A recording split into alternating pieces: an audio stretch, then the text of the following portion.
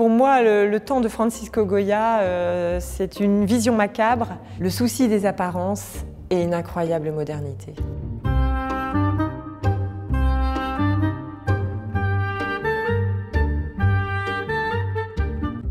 Une vieille femme habillée avec le costume traditionnel espagnol, la mantille, tend ce qui ressemble à un miroir.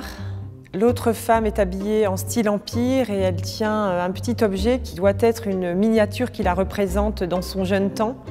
Et elle compare ce portrait à ce qu'on devine être le reflet dans ce miroir sur lequel on lit l'inscription « ¿Qué tal ?».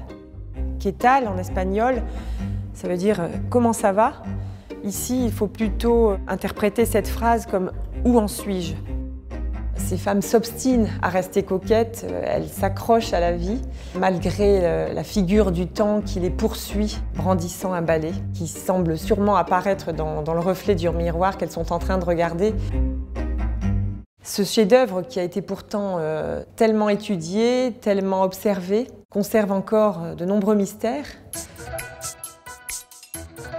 Une radiographie a révélé qu'il avait été exécuté sur un tableau déjà peint par un autre artiste. Peut-être le tableau a été exécuté pendant la période de la guerre d'indépendance d'Espagne, là où il était difficile de se procurer des matériaux. Ce qui est surtout très intriguant, c'est qu'elle a été agrandie sur ses 4 côtés pour constituer une paire avec un autre tableau de Goya conservé aussi au musée de Lille, la lettre d'Ille et Jeune.